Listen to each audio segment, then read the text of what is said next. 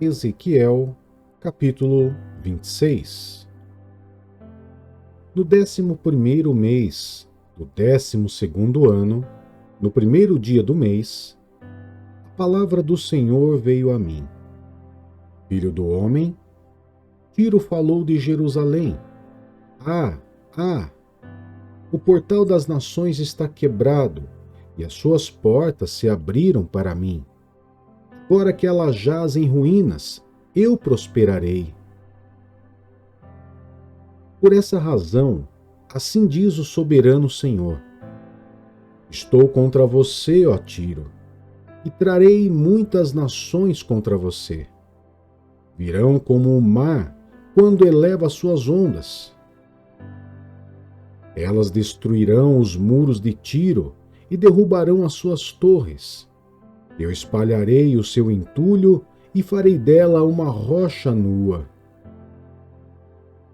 Ora, no mar, ela se tornará um local propício para estender redes de pesca. Pois eu falei, declara o soberano Senhor, ela se tornará despojo para as nações. E as suas filhas que se encontram no campo serão mortas à espada. E saberão que eu sou o Senhor. Pois assim diz o soberano Senhor: contra você, Tiro, vou trazer do norte o rei da Babilônia, Nabucodonosor, o rei dos reis, com cavalos e carros de guerra, com cavaleiros e um grande exército. Ele matará à espada as suas filhas que se encontram no campo, construirá obras de cerco e uma rampa de acesso aos seus muros e armará uma barreira de escudos contra você. Ele dirigirá as investidas dos seus arietes contra os seus muros e com armas de ferro demolirá as suas torres. Os seus cavalos serão tantos que cobrirão você de poeira. Os seus muros tremerão com o barulho dos cavalos, das carroças e dos carros de guerra, quando ele entrar por suas portas, como pelas entradas de uma cidade cujos muros foram derrubados. Com os cascos dos seus cavalos pisarão todas as suas ruas. Ele matará o seu povo à espada, e as suas resistentes colunas ruirão. Despojarão a sua riqueza e saquearão os seus suprimentos. Derrubarão seus muros, demolirão as suas lindas casas e lançarão ao mar as suas pedras, o seu madeiramento e todo o entulho. Porei fim aos seus cânticos barulhentos, e não se ouvirá mais a música das suas harpas. Farei de você uma rocha nua, e você se tornará um local propício para estender redes de pesca.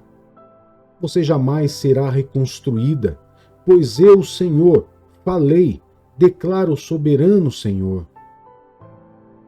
Assim diz o soberano Senhor a Tiro: acaso as regiões litorâneas não tremerão ao som da sua queda, quando o ferido gemer e a matança acontecer no seu meio? Então todos os príncipes do litoral descerão do trono, porão de lado os mantos e tirarão as roupas bordadas. Vestidos de pavor, sentarão no chão, tremendo sem parar, apavorados por sua causa.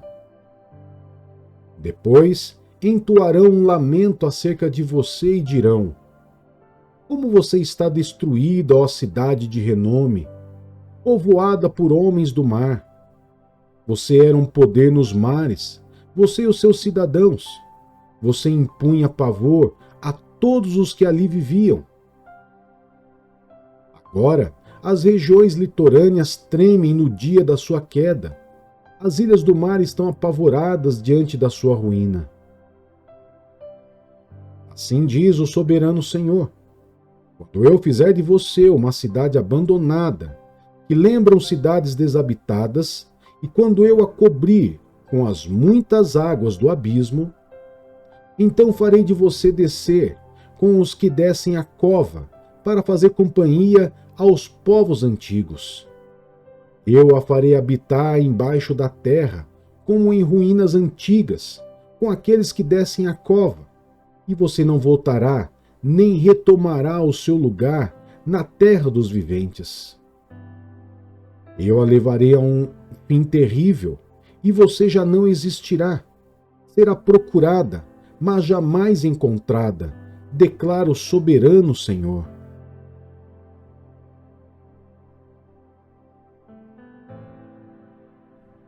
Segunda Samuel, capítulo 19. Disseram a Joabe: o rei anda chorando e se lamentando por Absalão.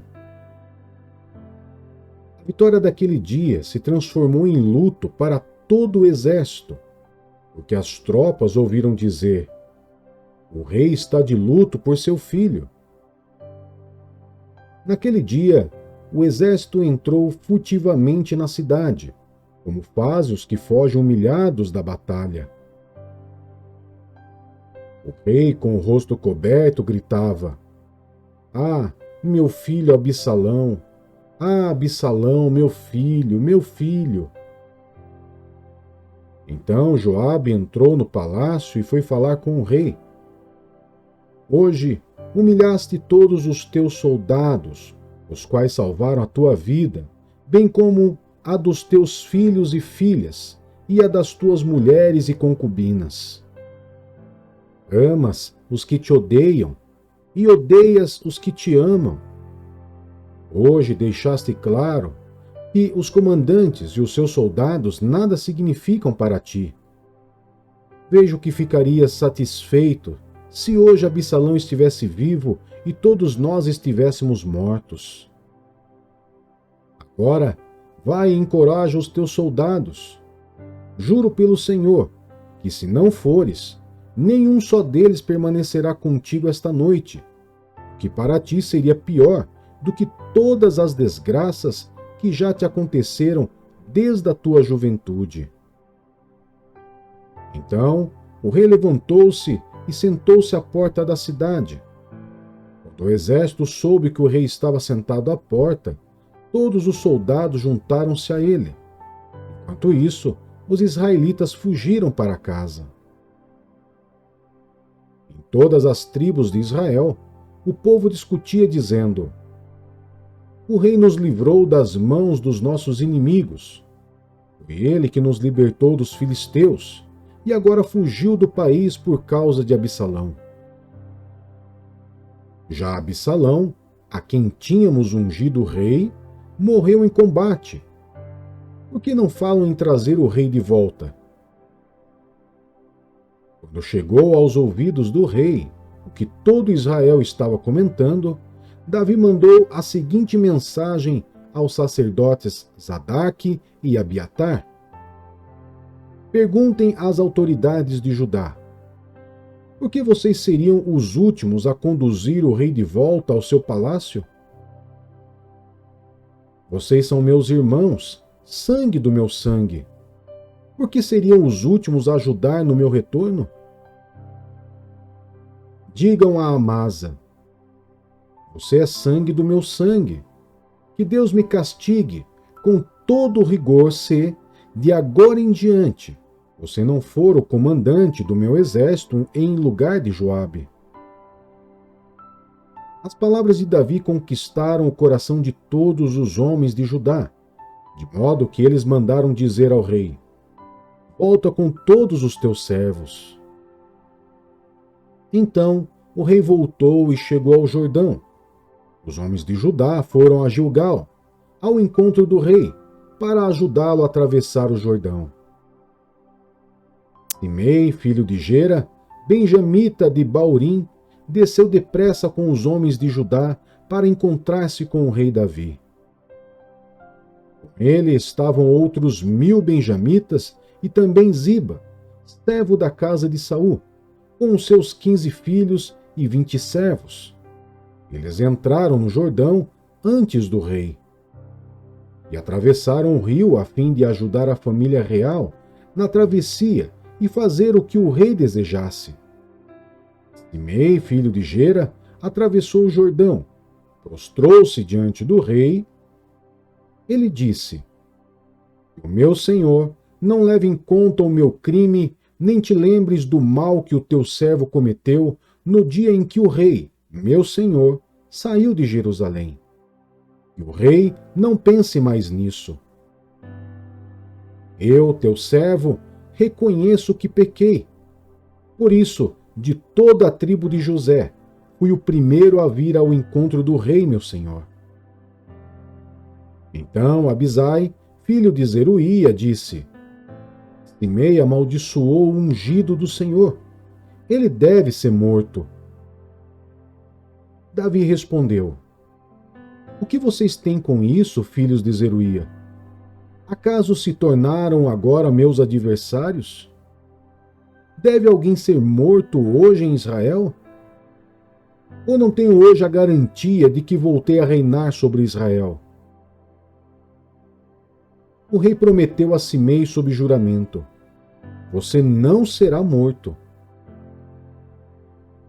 Mefibosete, neto de Saul, também foi ao encontro do rei. Ele não havia lavado os pés, nem aparado a barba, nem lavado as roupas, desde o dia em que o rei partira até o dia em que voltou em segurança. Quando chegou de Jerusalém e se encontrou com o rei, este lhe perguntou: Por que você não foi comigo, Mefibosete? Ele respondeu: Ó rei, meu senhor, eu, teu servo, sendo aleijado, mandei selar o meu jumento para montá-lo e acompanhar o rei, mas o meu servo me enganou. Ele falou mal do teu servo ao rei, meu senhor. Tu és como um anjo de Deus. Faz o que for bom aos teus olhos. Todos os descendentes do meu avô nada mereciam do meu senhor e rei, senão a morte. Entretanto, deste a teu servo um lugar entre os que comem à tua mesa. Que direito tenho eu, pois de te pedir qualquer outro favor? Então o rei lhe disse: Você já disse o suficiente. A minha decisão é que você e Ziba dividam a propriedade. Mefibosete, porém, disse ao rei: Deixa que ele fique com tudo, agora que o rei, meu senhor, chegou em segurança ao seu lar. Barzilai de Gileade também saiu de Regelim, acompanhando o rei até o Jordão para despedir-se dele. Barzilai era bastante idoso, tinha 80 anos. Foi ele que sustentou o rei durante a sua permanência em Manaim, pois era muito rico. O rei disse a Barzilai: Venha comigo para Jerusalém, e eu cuidarei de você. Barzilai, porém, respondeu: Quantos anos de vida ainda me restam para que eu vá com o rei e viva com ele em Jerusalém? Já fiz 80 anos. Como eu poderia distinguir entre o que é bom e o que é mal? O teu servo mal pode sentir o gosto daquilo que come e bebe, nem consigo apreciar a voz de cantores e cantoras. Eu seria mais um peso para o rei, meu senhor. O teu servo acompanhará o rei um pouco mais, atravessando o Jordão, mas não há motivo para uma recompensa dessa. Permite que o teu servo volte, para que eu possa morrer na minha própria cidade, perto do túmulo do meu pai e da minha mãe. Aqui, porém, está o meu servo Quimã, e ele vá com o meu senhor, o rei. Faz por ele o que for bom aos teus olhos. O rei disse: Quimã virá comigo. Farei por ele o que você achar melhor. Tudo o mais que você desejar de mim, eu farei por você. Então todo o exército atravessou o Jordão, e também o rei o atravessou. O rei beijou Barzilai e o abençoou, e Barzilai voltou para casa. O rei seguiu para Gilgal, e Quimã foi com ele. Todo o exército de Judá e a metade do exército de Israel acompanharam o rei. Logo os homens de Israel chegaram ao rei para reclamar: Porque os nossos irmãos, os de Judá, sequestraram o rei e o levaram para o outro lado do Jordão, como também a família dele e todos os seus homens? Todos os homens de Judá responderam aos israelitas: fizemos isso porque o rei é nosso parente mais próximo. Por que vocês estão irritados? Acaso comemos das provisões do rei ou tomamos dele alguma coisa? Então os israelitas disseram aos homens de Judá: somos 10 com o rei, e muito maior é o nosso direito sobre Davi do que o de vocês. Por que nos desprezam? Nós fomos os primeiros a propor o retorno do nosso rei. Contudo, os homens de Judá responderam ainda mais asperamente do que os israelitas.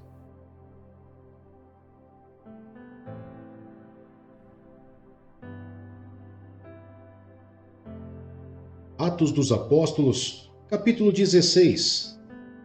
Timóteo acompanha Paulo e Silas. Chegou a Derbe e depois a Listra, onde vivia um discípulo chamado Timóteo. Sua mãe era uma judia convertida e seu pai era grego. Os irmãos de Listra e Icônio davam bom testemunho dele. Paulo, querendo levá-lo na viagem, circuncidou-o por causa dos judeus que viviam naquela região, pois todos sabiam que seu pai era grego. Nas cidades por onde passavam, transmitiam as decisões tomadas pelos apóstolos e presbíteros em Jerusalém, para que fossem obedecidas. Assim, as igrejas eram fortalecidas na fé e cresciam em número cada dia. A visão de Paulo em Troade. Paulo e seus companheiros viajaram pela região da Frígia e da Galácia, tendo sido impedidos pelo Espírito Santo de pregar a palavra na província da Ásia. Quando chegaram à fronteira da Mícia, tentaram entrar na Bitínia, mas o Espírito de Jesus os impediu.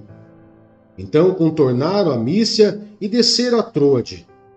Durante a noite, Paulo teve uma visão, na qual um homem da Macedônia estava em pé e lhe suplicava: passe a Macedônia e ajude-nos. Depois que Paulo teve essa visão, preparamo-nos imediatamente para partir para a Macedônia, concluindo que Deus nos tinha chamado para lhes pregar o Evangelho. A conversão de Lídia em Filipos. Partindo de Troade, navegamos diretamente para Samotracia e no dia seguinte para Neápolis. Dali partimos para Filipos, na Macedônia, que é a colônia romana e a principal cidade daquele distrito. Ali ficamos vários dias. No sábado, saímos da cidade e fomos para a beira do rio, onde esperávamos encontrar um lugar de oração. Sentamo-nos e começamos a conversar com as mulheres que haviam se reunido ali. Uma das que ouviam era uma mulher temente a Deus, chamada Lídia, vendedora de tecida de púrpura, da cidade de Tiatira. O Senhor abriu seu coração para atender à mensagem de Paulo. Tendo sido batizada, bem como os de sua casa, ela nos convidou, dizendo: se os senhores me consideram uma crente no Senhor, venham ficar em minha casa. E nos convenceu. Paulo e Silas na prisão. Certo dia, indo nós para o lugar de oração, encontramos uma escrava que tinha um espírito pelo qual predizia o futuro. Ela ganhava muito dinheiro para os seus senhores com adivinhações. Essa moça seguia a Paulo e a nós, gritando: estes homens são servos do Deus Altíssimo e eles anunciam o caminho da salvação. Ela continuou fazendo isso por muitos dias. Finalmente, Paulo ficou indignado, voltou-se e disse ao espírito: em nome de Jesus Cristo eu lhe ordeno que saia dela. No mesmo instante, o espírito a deixou. Percebendo que a sua esperança de lucro tinha se acabado, os donos da escrava agarraram Paulo e Silas e os arrastaram para a praça principal diante das autoridades. E levando-os aos magistrados, disseram: esses homens são judeus e estão perturbando nossa cidade, propagando costumes que a nós, romanos, não é permitido aceitar nem praticar. A multidão ajuntou-se contra Paulo e Silas, e os magistrados ordenaram que se eles tirassem as roupas e fossem açoitados. Depois de serem severamente açoitados, foram lançados na prisão. O carcereiro recebeu instrução para vigiá-los com cuidado. Tendo recebido tais ordens, ele os lançou no cárcere interior e lhes prendeu os pés no tronco. Por volta da meia-noite, Paulo e Silas estavam orando e cantando hinos a Deus. Os outros presos os ouviam. De repente, houve um terremoto tão violento que os alicerces da prisão foram abalados. Imediatamente, todas as portas se abriram e as correntes de todos se soltaram. O carcereiro acordou e, vendo abertas as portas da prisão, desembainhou sua espada para se matar, porque pensava que os presos tivessem fugido. Mas Paulo gritou: "Não faça isso! Estamos todos aqui!" O carcereiro pediu luz, entrou correndo e, trêmulo, prostrou-se diante de Paulo e Silas. Então levou-os para fora e perguntou: "Senhores, que devo fazer para ser salvo?" Eles responderam: "Creia no Senhor Jesus e serão salvos você e os de sua casa." E pregaram a palavra de Deus a ele e a todos de sua casa. Naquela mesma hora da noite, o carcereiro lavou as feridas deles. Em seguida, ele e todos os seus foram batizados. Então os levou para sua casa, serviu-lhes uma refeição e com todos os de sua casa alegrou-se muito por haver crido em Deus. Quando amanheceu, os magistrados mandaram seus soldados ao carcereiro com esta ordem: "Solte esses homens." O carcereiro disse a Paulo: "Os magistrados deram ordens para que você e Silas sejam libertados. Agora podem sair. Vão em paz." Mas Paulo disse aos soldados: "Sendo nós cidadãos romanos, eles nos açoitaram publicamente, sem processo formal, e nos lançaram na prisão. E agora querem livrar-se de nós secretamente? Não. Venham eles mesmos e nos libertem." Os soldados relataram isso aos magistrados, os quais, ouvindo que Paulo e Silas eram romanos, ficaram atemorizados. Vieram para se desculpar diante deles e, conduzindo-os para fora da prisão, pediram-lhes que saíssem da cidade. Depois de saírem da prisão, Paulo e Silas foram à casa de Lídia, onde se encontraram com os irmãos e os encorajaram, e então partiram.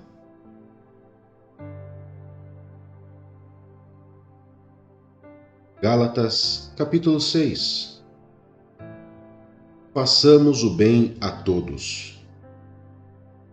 Irmãos, se alguém for surpreendido em algum pecado, vocês que são espirituais deverão restaurá-lo com mansidão. Cuide-se, porém, cada um para que também não seja tentado. Levem os fardos pesados uns dos outros, e assim cumpram a lei de Cristo. Se alguém se considera alguma coisa, não sendo nada, engana-se a si mesmo. Cada um examine os próprios atos, e então poderá orgulhar-se de si mesmo, sem se comparar com ninguém, pois cada um deverá levar a própria carga. O que está sendo instruído na palavra, partilhe todas as coisas boas com aquele que o instruiu. Não se deixe enganar. De Deus não se zomba, pois o que o homem semear, isso também colherá.